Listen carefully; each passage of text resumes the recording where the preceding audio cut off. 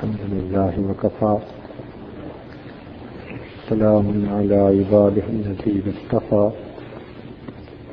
أما بعد أعوذ بالله من الشيطان الرجيم بسم الله الرحمن الرحيم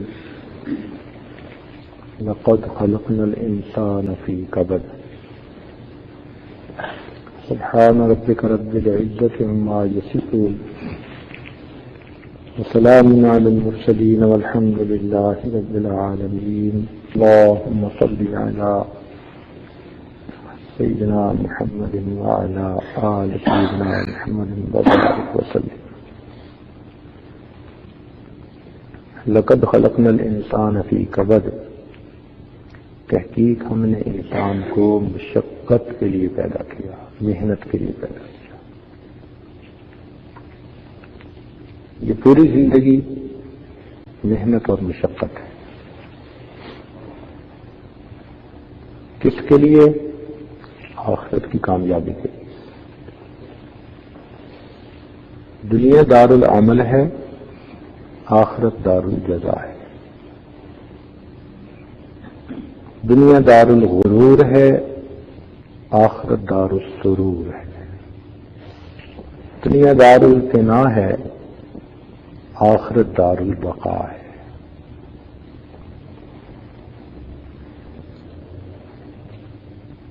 دنیا مٹی اور گارے سے بنی اور فنا ہونے والی ہے، جنت سونے اور چاندی سے بنی اور ہمیشہ باقی رہنے والی ہے۔ جس انسان کو دنیا کی حقیقت کا پتہ چلا وہ دنیا سے نفرت کیے بغیر رہ نہیں سکتا، اور جس انسان کو اللہ رب العزت کی عظمتوں کی معرفت حاصل ہوئی وہ اللہ سے محبت کیے بغیر رہ نہیں سکتا۔ تو ہم یہاں پر آرام کے لیے نہیں، کام کے لیے پیدا ہوئے ہیں۔ تو مقصد زندگی کام کام کام، بس تھوڑا آرام۔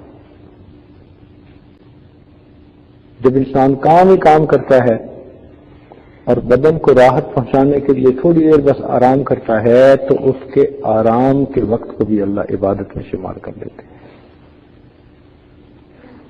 اس لیے حدیث پاک میں فرمایا نوم العلماء عبادت، علماء کی نیند بھی عبادت ہوتی ہے۔ اس کی وجہ کیا ہے کہ فرض کرو ایک کارپینٹر آپ کے یہاں کام کر رہا ہے، اب کام کرنے کے دوران اس کی جو مشین تھی اس کی بیٹری ڈسچارج ہو گئی اور اس نے اس کو چارجنگ پہ لگا دیا۔ اب جب تک اس نے چارجنگ پہ اس کو لگایا تو وہ کام تو نہیں کر پا رہا، آدھا گھنٹہ صحیح، 1 گھنٹہ صحیح، یا اس دوران اس کو بھوک لگی دوپہر کے وقت اور اس نے کھانا کھانا ہے، تو دنیا کا کوئی بھی آدمی اس کی مزدوری میں سے 1 گھنٹے کا وقت کم نہیں کرتا۔ اس کی مزدوری 8 گھنٹے ہی شمار ہوتی ہے، حالانکہ اس 1 گھنٹے میں اس نے کھانا بھی کھایا تھا، ضرورت سے بھی فارغ ہوا، پانی بھی پیا، آرام بھی کیا، لیکن سب لوگ کہیں گے جی یہ تو ضرورت تھی۔ تو جس طرح دنیا میں مزدور کی ضرورت کے وقت کو بھی اس کے اجرت کے وقت میں شامل کیا جاتا ہے، اللہ رب العزت نے علماء کی نیند کے وقت کو بھی ان کے عمل کے وقت میں شامل فرما لیا۔ فرمایا عبادت، کام کرتے کرتے یہ تھک گئے ہیں، جسم کی بیٹری ڈاؤن ہو گئی ہے، اب یہ تھوڑی دیر آرام کریں گے نا تو یہ ریچارج ہو جائیں گے، پھر کام کریں گے۔ تو مومن کام کرتا ہے اور اگر کسی وقت آرام بھی کرے تو آرام پر بھی اللہ کام کا اجر عطا کر دیتے ہیں۔ خوش نصیب ہیں وہ لوگ کہ جن کی نیند پر بھی ان کو عبادت کا اجر ملتا ہے۔ تو زندگی کام کے لیے ملی، ہم سب کے سب اس محنت میں لگے ہوئے ہیں کہ ہم اپنے رب کو راضی کر لیں۔ ان قریب یہ زندگی ختم ہو جائے گی،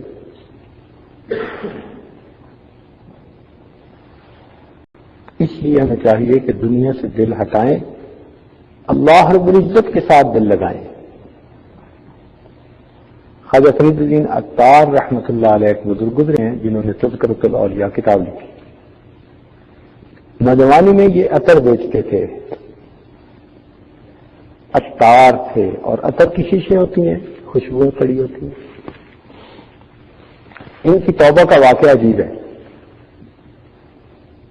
ایک آدمی ان کے ہاں داخل ہوا اور ان کی شیشیوں کو بڑے حیران ہو کر دیکھنے لگا، بڑے غور سے. پہلے تو یہ سمجھے کہ شاید کوئی خریدنے والا ہے،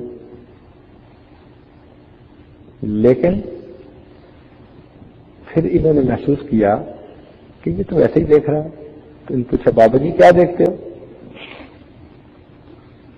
تو وہ کہنے لگا کہ میں یہ دیکھتا ہوں کہ تیری جان اتنی شیشیوں میں اٹکی ہوئی ہے، یہ کیسے نکلے گی؟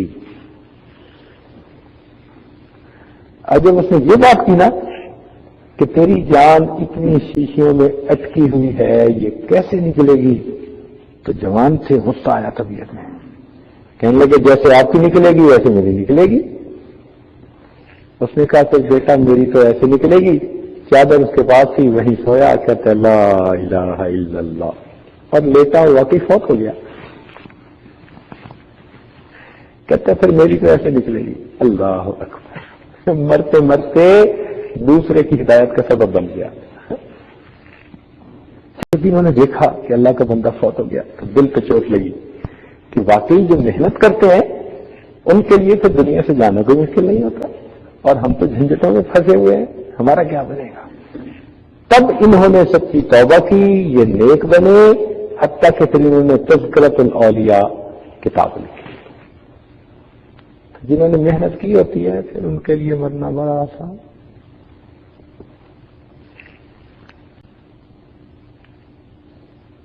سبحان اللہ.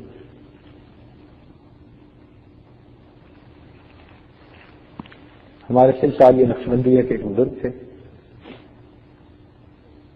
آخری وقت قریب آ گیا، بیمار تھے، تو آخری وقت میں بس وہ اللہ کی یاد میں مست تھے.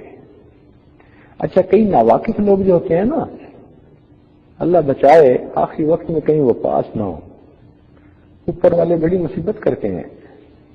وہ بیچارہ مر رہا ہوتا ہے اور یہ اس کو ہلا ہلا کے پوچھتے ہیں پہچانا میں کون ہوں، میں کون بات کر رہا ہوں، بولو تو صحیح. او خدا کے بندے، وہ ساری زندگی تمہارے ساتھ بولتا رہا، اب تو اس کے جانے کا وقت ہے. اس کو یکسوئی کے ساتھ اللہ توبہ کرنے دو. وہ کوئی وقت ہے بیوی کو پہچاننے کا؟ تھوڑی عمر بیوی کو پہچانا اس نے. اب پہچان کروا رہی ہے، مجھے پہچان رہے ہو میں کون ہوں؟ تو وہ واقف نہیں ہوتے، ان کو پتہ نہیں ہوتا کہ وہ لمحہ کیسا عجیب لمحہ ہوتا ہے. اس وقت میں تو فقط یہ کرنا چاہیے کہ میت کے پاس بیٹھ کر اونچی آواز سے لا الہ الا اللہ، لا الہ الا اللہ، لا الہ الا اللہ محمد رسول اللہ، بس یہ کلمہ تھوڑا بلند آواز سے پڑھیں تاکہ اس کے کانوں میں آواز پہنچ جائے. اس کو تلقین کہتے ہیں. اگر وہ بھولا ہوا ہے اس سبق کو تو یہ سبق اسے یاد آ جائے. تو یہ بات ہمیشہ ذہن میں رکھیں، اصول بنا لیں کہ اگر کبھی آپ کو ایسا موقع آئے کہ کوئی بندہ ایسی کیفیت میں ہے، مت پوچھیں، بات کرو میں کون ہوں، آپ کون ہیں، گیا کون کا وقت ہے. اب تو اس کو یاد دلاؤ، اصل یہ مقصد ہے. من کان آخر کلامہ لا الہ الا اللہ دخل الجنہ. تو اس کو تو یہ یاد دلانا چاہیے. اچھا ایک اور یہ بات چل گئی تو چونکہ اہم بات ہے اس لیے ذرا ایک دو باتیں اس بارے میں بتاتا چلوں کہ لوگ ایک کام اس موقع پہ یہ کرتے ہیں کہ اس کو ڈاکٹروں کے حوالے کر دیتے ہیں اور ڈاکٹر اس کو نشے کا ٹیکہ لگا دیتے ہیں. یہ بہت خطرے کی بات ہے، بہت خطرے کی بات ہے. بیچارے کو کلمہ ہی نصیب نہیں ہوتا، اسی بے ہوشی میں ہی مر جاتا ہے. ہماری زندگی مسلمان کی زندگی ہے، کافر کی زندگی اور ہوتی ہے. جب محسوس ہو جائے کہ اس کی بیماری خطرناک ہے، فیٹل سائن آ چکے ہیں، ہے مہمان، ڈاکٹروں کے حوالے مت کرو. ڈاکٹر کتنا بچا لیں گے اس کو؟ 1 گھنٹہ بچ جائے گا، دوائیوں سے 2 دن بچ جائے گا، مرنا تو ہے ہی نہیں اس میں. تو ایسے موقع پہ اپنے میت کو کبھی ڈاکٹروں کے حوالے مت کیجیے. اس کو کہہ دیجیے کہ آپ نے بے ہوشی کا ٹیکہ نہیں لگانا. وہ کہے گی کہ انیزینس فیل کر رہا ہے، کہو جو مرضی کرے. ہم مسلمان ہیں، اس وقت میں ہمارا ہوش میں ہونا ضروری ہے تاکہ وہ کلمہ پڑھ سکے. اس کو نشے کا ٹیکہ نہ دینے میں بالکل. ڈاکٹر حضرات کی اپنی نظر ہوتی ہے، یہ اچھے بھلے بندے کو کلمے سے محروم کر بیٹھتے ہیں. یہ بات سمجھ آ رہی ہے کہ آخری وقت میں جب محسوس کر لے کہ اب اس بندے کا معاملہ بس آخری ہے، تو ایسے وقت میں اس کو نشے کا ٹیکہ کبھی نہ دینے دے، تاکہ اس کے ہوش برقرار رہے، اس کے سامنے کلمہ پڑھے، اور ممکن ہے اس کو یاد آ جائے اور وہ بھی کلمہ پڑھ لے، اور اس کلمے کے اوپر اللہ اس کی مغفرت فرمائے. وہ تکلیف کیا حیثیت رکھتی ہے آخرت کی تکلیفوں کے مقابلے میں. تو ایک اس بات کا خیال رکھیں. ایک تیسری غلطی عام طور پر یہ کر لیتے ہیں کہ آدمی بیمار ہوتا ہے، فرض کرو کینسر ہے، ہیپیٹائٹس سی ہے، تو کئی لوگ مریض سے چھپاتے ہیں، مریض کو پتہ نہ چلنے دے. اس سے بڑی ناانصافی اور کیا ہو سکتی ہے؟ اوپر والے لوگ ملا کے اس مریض کو پتہ نہ چلنے دے. وہ خدا کے بندو، مرنا اس نے ہے، اس کو موقع دو توبہ کرنے کا. جتنا آپ چھپائیں، مریض کا دل اسے بتا رہا ہوتا ہے کہ اب اس کا آخری وقت قریب ہے. ڈاکٹر تسلیاں دے رہے ہوتے ہیں، مریض کہہ رہا ہوتا ہے اب میں نہیں بچتا، اس کے اوپر تو گزر رہی ہوتی ہے. تو مریض کو فیلنگز تو پہلے ہی ہوتی ہیں اب میرا وقت قریب ہے. اوپر والے چھپا کے اس بیچارے کو دھوکے میں رکھتے ہیں، تسلیاں دیتے ہیں. ڈاکٹر نے کہا تم ٹھیک ہو جاؤ گے، ایک دوائی آ رہی ہے استعمال کرو گے ٹھیک ہو جاؤ گے. نہیں، ایسے وقت میں ہم نے اس کو تسلی دے دی تو یہ اس کے ساتھ بھلا نہیں کیا، اس کو ہم نے بے خبری میں رکھا. جو بھی کیفیت ہے بتا دیجیے. یہ مومن کی موت کچھ اور موت ہوتی ہے، عام دنیا دار کی موت نہیں ہے. کافر تو سن لے گا تو وہ تو پتہ نہیں اس کے اوپر غم اور دکھ کا پہاڑ آ پڑے گا. لیکن مومن جب سن لے گا تو مومن کو اگر ہلکا صدمہ بھی ہوا تو وہ یہ سوچے گا میں وائنڈ اپ کر لوں جلدی، جن سے معافی مانگنی ہے بھی معاف کروا لوں. میں نے فلاں سے یہ کیا، میں نے فلاں سے یہ کیا، میں نے فلاں سے یہ کیا، ان کو بلاؤ، اس کو بلاؤ. وہ اپنا اکاؤنٹ کلیئر کر لے گا، وائنڈ اپ کر لے گا، اور اللہ کے حضور جا کر سرخرو ہو جائے گا. اور اگر اس نے کوئی نصیحت کرنی ہے تو اولاد کو بلا کے اپنی وصیت بھی کر دے گا، بھائی یہ یوں کرنا. بیوی کو بتا دے گا کہ بچوں کے رشتے ایسی جگہ کرنا، فلان یوں کرنا، انتظام یہ کرنا. جو اس کے ذہن میں ہے وہ پراپرلی اس کو لوگوں کو بتا سکے گا، جس سے کہ یہ خود بھی تیاری کے ساتھ آگے جائے گا اور اللہ توبہ کرتا جائے گا، اور پیچھے والوں کو بھی پھر یہ حسرت نہیں رہے گی کہ اس نے بتایا کچھ نہیں. کسی کا قرض اس میں دینا ہے، کسی کی امانت اس میں دینی ہے. ہم مسلمان ہیں، ہماری موت کافر کی موت سے ڈفرینٹ موت ہوتی ہے. تو اس لیے یہ چیزیں بھی اہل اللہ کی صحبت میں بیٹھ کے سمجھ میں آتی ہیں. اگر انسان اپنی عقل سے سوچے نا تو اس کی عقل سے یہ باتیں سمجھ میں نہیں آتی. اب دیکھو ہیں کتنی سمپل سی باتیں، لیکن خود اپنی عقل میں نہیں آتی، اس لیے کہ ہماری نگاہ عقل معاد کی نگاہ ہے، عقل معاش کی نگاہ ہے، اور اللہ والوں کی نگاہ وہ عقل معاد کی نگاہ ہوتی ہے. ہماری دنیاوی سوچیں، اللہ والوں کی آخرت کی سوچیں. تو خیر یہ تو ضمن باتیں آ گئیں. تو ان کا وقت ذرا قریب آ گیا، اور وہ آنکھیں بند کر کے اللہ سے یکسوئی کے ساتھ ذکر کر رہے تھے. اللہ کی شان کہ ان کی بیٹی تھی کوئی 3-4 سال کی، اکلوتی.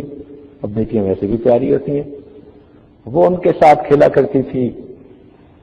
اب اس دن جب اس نے ابو کو دیکھا کہ یہ چپ چپ پڑے ہیں تو وہ آئی اور ابو کے جو ہے نا پاس لیٹ گئی اور ابو کی آنکھیں کھولنے لگی. ابو آنکھیں کھولو، مجھ سے باتیں کرو، ابو یہ ایسے ہے، میں نے یوں کھیلا، میری گڑیا یہ ہے فلاں. اس نے اپنی باتیں شروع کر دی. اب یہ آنکھیں بند کر کے پڑے ہیں. جب بیٹی نے دیکھا کہ ابو ریسپونڈ نہیں کر رہے، جیسے پہلے میرے ساتھ بات کرتے تھے، کھیلتے تھے، پیار کرتے تھے، اب نہیں کر رہے، تو بچی ہوتی ہے، وہ اپنے آپ میں ہی ناراض ہوگی. ابو آپ مجھ سے نہیں بولتے، میں کاٹی کرتی ہوں، میں بھی نہیں بولوں گی. چلو، اب وہ ناراض ہو کے چلی گئی اور دوسرے کمرے میں جا کے اس نے رونا شروع کر دیا اونچا اونچا. اب جب اس کی ماں نے پوچھا کہ بیٹی رو کیوں رہی ہے، کہنے لگی ابو مجھ سے نہیں بولتے، میں نے ابو سے نہیں بولنا بس. تو ماں نے کہا اچھا میں اور تمہاری صلح کروا دیتی ہوں. تو ماں اٹھا کے لے آئی اس کو. بیٹی غار و قطار ہو رہی تھی تو ماں نے اپنے شوہر سے کہا، بیوی نے، کہ آپ دیکھیں نا یہ بیٹی حفصہ رو رہی ہے، آپ سے ناراض ہے، آپ اس سے بات کیوں نہیں کر رہے، ذرا اس سے بات کر لو ذرا، حفصہ کو منا لو. تو جب اس نے کہا نا کہ آپ حفصہ کو منا لیں، تو اس وقت انہوں نے آنکھ کھولی اور آنکھ کھول کے کہا کون سی حفصہ اور کیسی حفصہ، ہم نے تو اپنے یار کو منا لیا، لا الہ الا اللہ محمد رسول اللہ. اور ان کی وفات ہو گئی. کون سی حفصہ اور کیسی حفصہ، ہم نے اپنے یار کو منا لیا، لا الہ الا اللہ محمد. تو جنہوں نے محنتیں کی ہوتی ہیں نا، پھر ان کا آخری وقت ایسا ہوتا ہے، بڑے آرام اور سہولت کے ساتھ دنیا کی اس گھاٹی سے نکل جاتے ہیں. تو یہ دنیا کام کے لیے ہے، آرام کے لیے اللہ نے جنت بنائی ہے. ہم یہاں کام کرنے کے لیے آئے ہیں، محنت کرنے کے لیے، مشقت کے لیے. اب انسان دنیا کی سہولتوں کے لیے، حصول کے لیے، چیزوں کے حصول کے لیے مشقتیں اٹھاتا ہے. آپ جا کے دیکھیے، فیکٹریوں میں لوگ ساری رات نہیں جاگتے، 3 شفٹیں بنی ہوتی ہیں، عشاء سے فجر تک جاگتے رہتے ہیں. ایئرپورٹوں پہ لوگ جاگتے ہیں، ریلوے اسٹیشنوں پہ لوگ جاگتے ہیں. آپ کو ایک تعداد ملے گی، ہزاروں کی تعداد میں لوگ ہیں جو راتوں کو جاگتے ہیں. بڑی بڑی انڈسٹریز میں راتوں کی شفٹ میں سینکڑوں نہیں ہزاروں لوگ کام کرتے ہیں. تو دیکھیے لوگ آج بھی راتوں کو جاگ رہے ہیں. تو اگر دنیا کے لیے وہ جاگ سکتے ہیں تو ہمیں اگر آخرت کے لیے رات کو جاگنا پڑ جائے تو اس میں کون سی مشکل کی بات ہے. لوگ سفر کرتے ہیں، مگر کسی کا سفر بزنس کے لیے، دکان کے لیے، دفتر کے لیے سفر کر رہے ہوتے ہیں. کچھ رشتہ داروں کے لیے سفر کرتے ہیں. اور پتہ ہے دنیا کا ایک حصہ ہر وقت سفر نہیں ہوتا ہے. یہ دیکھو نا ذرا ہائی وے پر گاڑیاں کیسے چیونٹیوں کی طرح چل رہی ہوتی ہیں، لائن میں بھاگ رہی ہوتی ہیں. یہ سب لوگ سفر کر رہے ہیں. کیوں؟ مقصد ہے. تو اگر یہ دنیا کے لیے سفر کر رہے ہیں تو ہم نے اگر آخرت کے لیے سفر کیا تو یہ کون سی سمجھے کی بات ہے. تو اب 2 باتیں سامنے آئیں کہ اگر دین کے لیے انسان کو جاگنا بھی پڑ جائے، دین کے لیے انسان کو سفر کرنا ہی پڑ جائے، تو یہ اللہ پر کوئی احسان نہیں، یہ اللہ تعالیٰ کا ہم پر احسان ہے. اس نے ہمیں توفیق دے دی. اگر اللہ تعالیٰ توفیق نہ دیتے تو پھر کتنوں کو توفیق نہیں ہے اس قسم کا سفر کرنے کی، بلکہ یہ توفیق بھی نہیں کہ وہ چل کے مسجد تک آ جائیں. مسجد کے قریب ہوتے ہیں، مسجد میں آنے کی توفیق نہیں ہوتی. بلکہ ایک آدمی کو تو دیکھا کہ مسجد کی جو دکانیں بنی ہوئی تھی نا، ان میں وہ دکاندار تھا مگر اس کو جماعت کی نماز کی توفیق نہیں تھی. ایسے بھی ہوتا ہے، اتنا قریب رہ کے بھی توفیق چھن لی. آپ بتائیں کہ آپ اگر کسی شخص سے ناراض ہوں تو اس کو گھر آنے دیں گے؟ کسی کو ناپسند کرتے ہوں اس انسان کو اپنے گھر میں داخل ہونے دیں گے؟ نہیں نہ ہونے دیں گے. تو اگر ہم ناراض ہیں، ہم کسی کو اپنے گھر نہیں آنے دیتے، داخل نہیں ہونے دیتے، تو اگر اللہ تعالیٰ کسی سے ناراض ہوں تو پھر اس کو مسجد میں آنے دیں گے؟ پھر اللہ بھی اس کا دل اچاٹ کر دیتے ہیں، دل ہی نہیں کرتا مسجد آنے کو اس کا، اور کوئی پکڑ کے کسی وقت جکڑ کے لے بھی آئے تو بیچارے ایسے ہوتے ہیں جیسے قید میں، بس فرض کا سلام پھیرا بھاگے اور باہر نکل کے جیسے پرندہ پنجرے سے چھوٹ گیا، ایسے ان کی حالت ہوتی ہے۔ جبکہ مومن کی حالت یہ، المؤمن فی المسجد کالسمک فی الماء، مومن تو مسجد میں ایسے ہوتا ہے جیسے پانی مچھلی جو ہے وہ پانی کے اندر ہوتی ہے۔ تو جیسے مچھلی کو پانی میں سکون ملتا ہے، اس طرح مومن کو اللہ کی یاد میں سکون ملتا ہے۔ جیسے بچہ ماں کی گود میں آ کے سکون پا لیتا ہے، ایسے ہی مومن اللہ کے ذکر میں بیٹھ کر سکون پا لیتا ہے۔ تو آپ حضرات کا یہ سفر کرنا اور چل کے آنا، یہ اللہ رب العزت کی رحمت ہے، یہ اس کی عنایت ہے، یہ اس کی توفیق ہے، اور یہ اس بات کی علامت ہے کہ اللہ تعالیٰ آپ کو کچھ دینا چاہتے ہیں، یہ پکی بات ہے۔ اچھا، آپ جب ایک الیکٹریشین کو گھر بنوائیں کام کے لیے اور وہ آ کے آپ کے گھر کام کرے تو پھر اس کو آپ مزدوری دیے بغیر واپس بھیج سکتے ہیں؟ آپ کا دل ہی نہیں چاہتا۔ آپ کے شرافت نفس اندر جو ہے نا، وہ اس بات کو گوارا نہیں کرے گی کہ اس بندے نے تو کام کیا اور آپ اس کی پیمنٹ کے بغیر اس کو کہیں گے کہ جاؤ۔ تو جب اللہ رب العزت نے آپ کو دنیا کے کاموں سے فارغ کروا کے ایک نیک مقصد کے تحت اپنے گھر میں بلا لیا، تو کیا وہ آپ کو یہاں سے خالی واپس بھیجے گا؟ جبکہ وہ خزانوں کا مالک بھی ہے، وَلِلَّهِ خَزَائِنُ السَّمَاوَاتِ وَالْأَرْضِ، کہ اس کے ہاتھ میں زمین اور آسمان کے خزانے ہیں، وہ کہاں ہے اس سے گوارا فرمائے۔ اس لیے آپ کا یہاں آ جانا اس بات کی دلیل ہے کہ پروردگار آپ کو کچھ دینا چاہتے ہیں۔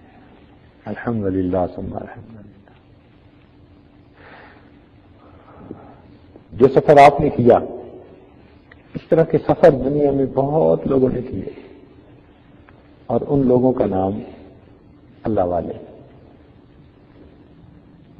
علم والے، عمل والے، محبت والے، بہت سفر کیے، طلب علم میں سفر کیے۔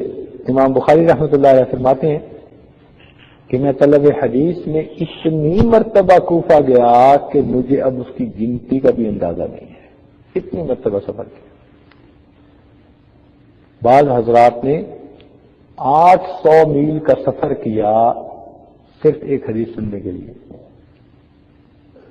اور 800 میل کا سفر کر کے وہاں پہنچے اور اس راوی سے ملے اور کھڑے کھڑے اس سے حدیث سنی اور حدیث سن کے وہیں سے واپس، وہاں رات بھی نہیں ٹھہرے، واپس۔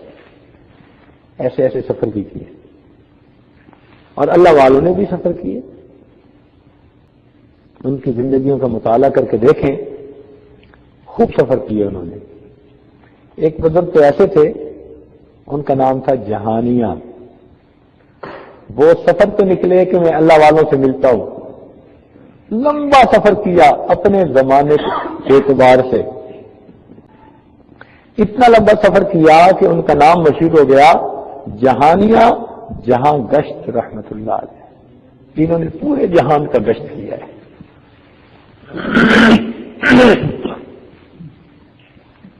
تو جہانیہ جہاں گشت رحمت اللہ علیہ، ان کا نام پڑے۔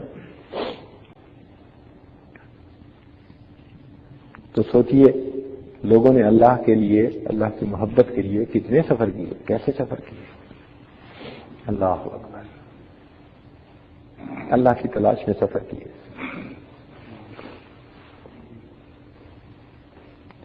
خواجہ معین چشتی اجمیری رحمۃ اللہ علیہ نے بنگال کا سفر کیا، کئی سالوں کے بعد واپس پہنچے تو ان کے فارسی کے تو اشعار ہیں، لیکن کسی نے اردو میں ترجمہ کیا، تجھ کو جہاں میں ڈھونڈا تجھ کو کہیں نہ پایا،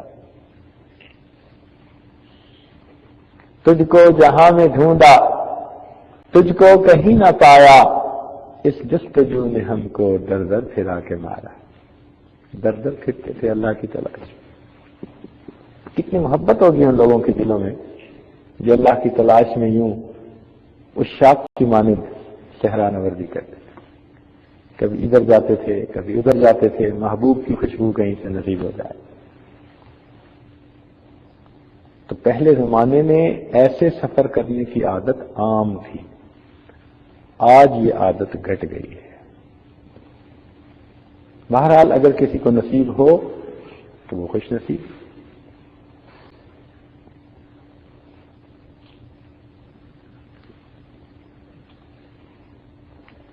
ایک بات پکی ہے کہ اس راستے میں جب کوئی نکلتا ہے نا، اللہ کی طلب والے راستے میں، تو پھر اس سفر کو ایک نسبت ہو جاتی ہے۔ سفر تو دنیا بھی بہت کرتی ہے، لیکن اس سفر کو پھر ایک نسبت ہو جاتی ہے۔ اللہ کی تلاش میں نکلا، اپنی اصلاح کے لیے نکلا، علم حاصل کرنے کے لیے نکلا۔ اب یہ نسبت اللہ کے ہاں اس قدر محبوب ہے کہ وہ فرشتہ معزز بن جاتا ہے، حتیٰ کہ فرشتے بھی برکت کے حصول کے لیے اس کے پاؤں کے نیچے اپنے پر بچھاتے ہیں۔ یہ علم کا طلب کرنا، اپنی اصلاح کی فکر کرنا اللہ تعالیٰ کو ایسا مقبول۔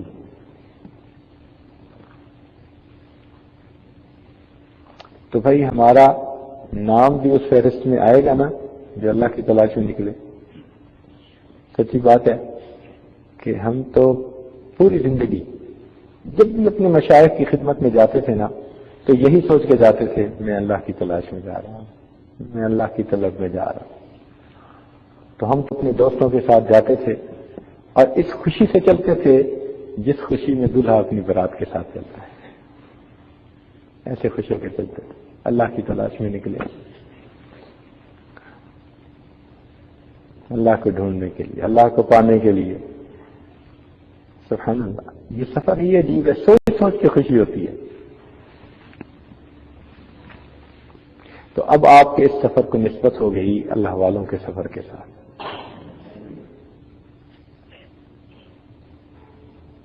ایک مثال سن لیجئے کہ فرض کرو ایک بندے نے بینک کے اندر اکاؤنٹ کھلوایا اور اس اکاؤنٹ میں اس نے $100 ڈال دیے، بس اس کے پاس سے ہی اکاؤنٹ فنکشننگ ہے اس کا۔ اب اس بینک میں لوگوں کے ہزاروں لاکھوں کروڑوں ڈالر ہیں۔ اب بتائیں کہ جب بھی لسٹ بنے گی کہ اس بینک کے اکاؤنٹ والے کون کون ہیں، تو اس $100 والے کا نام آئے گا کہ نہیں آئے گا؟ اگرچہ ہیں $100 تھوڑے سے ہیں، لیکن اکاؤنٹ ہولڈرز کے جب بھی نام لسٹ بنے گی اس کا بھی نام لسٹ میں آئے گا، اکاؤنٹ ہے۔ تو یوں معلوم ہوا کہ قیامت کے دن جب اللہ رب العزت اپنے عاشقوں کی لسٹ منگوائیں گے جو میرے راستے میں نکلتے تھے، جو میری تلاش میں زندگی کا وقت فارغ کر کے محنت کرتے تھے، سیکھتے تھے میرے نام کو، فرشتوں سے فرمائیں گے کہ بتاؤ ان کی فہرست کون سی ہے۔ تو اگر ہم نے یہ سفر کیا تو پھر ہمارا بھی اس فہرست میں نام ہوگا کہ نہیں ہوگا؟ ہوگا نا، انشاءاللہ، انشاءاللہ، پکی بات ہے۔ کہیں شیخ عبدالقادر جیلانی ہوں گے، ان کا نام ہوگا، کہیں امام غزالی رحمۃ اللہ علیہ کا نام ہوگا، کہیں مجدد ثانی رحمۃ اللہ علیہ کا نام ہوگا۔ سبحان اللہ۔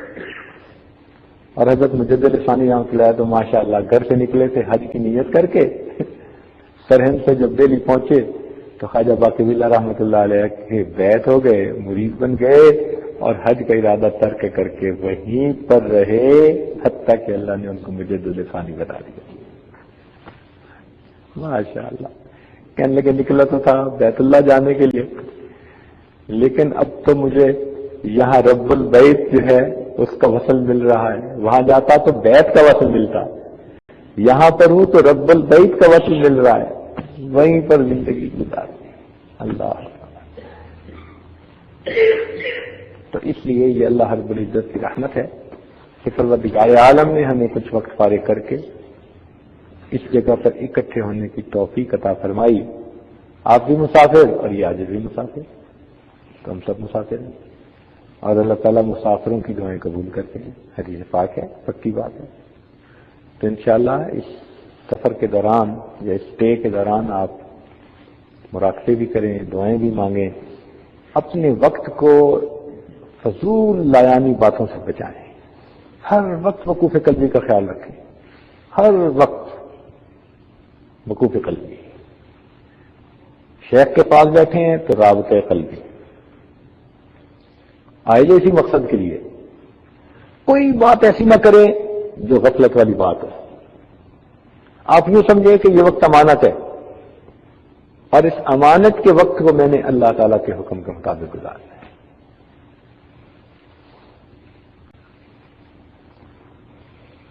دعا ہے اللہ تعالیٰ آپ حضرات کے اس وقت کو قیمتی بنا دے، اور جو مقصد آپ لے کر آئے ہیں اس مقصد کو پورا فرما دے، اور آپ کو کامیابیوں کے ساتھ واپس لوٹائے۔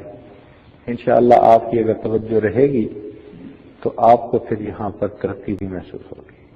یہ ایک آٹومیٹک سلسلہ ہے، من طلب فقد وجد، جس نے طلب کیا اس نے پا لیا۔ تو اللہ تعالیٰ رحمت فرما دیتے ہیں، بندے کو اللہ تعالیٰ اس کی محنت کا اجر دے دیتے ہیں۔ تو اس لیے آج کا دن خوب ذوق شوق میں ذکر میں گزاریے، کوشش کیجیے کوئی شیطانی شہوانی نفسانی وصف سا دماغ میں نہ آئے، ہر وقت توجہ اللہ، ہر وقت توجہ اللہ، اور ہر کام ہم نبی علیہ الصلوۃ والسلام کے حکم اور طریقے کے مطابق کریں۔ ہمارے سلسلہ کے ایک بزرگ تھے خواجہ ابوالحسن خرقانی رحمۃ اللہ علیہ، تو عجیب بات کہتے تھے، وہ فرماتے تھے کہ جس انسان نے کوئی دن معصیت کے بغیر گزارا ایسا ہی ہے جیسے اس نے وہ دن نبی علیہ السلام کے ساتھ گزارا۔ سبحان اللہ۔ تو ہم بھی آج ایسے نیت کریں کہ آج کا دن ہم بھی ایسے ہی ہے جیسے نبی علیہ السلام کی صحبت میں گزارنا چاہتے ہیں۔ وہ کیسے؟ کہ ہم ہر کام سنت کے مطابق کریں، گناہوں سے بچیں۔ پروردگار عالم ہماری آنے والی پوری زندگی کو ایسا بنا دے۔ وآخر دعوانا الحمدللہ رب العالمین۔ تھوڑی دیر کے لیے مراقبہ کر لیجیے، آنکھوں کو بند کر لیجیے، سر کو جھکا لیجیے۔ دنیا جو کچھ دنیا میں ہے اس سے ہٹ کٹ کے اللہ تعالیٰ کی یاد میں ڈوب جائیے۔ انسان جب اپنے اندر جھانکتا ہے اسے اپنی اصل تصویر نظر آتی ہے۔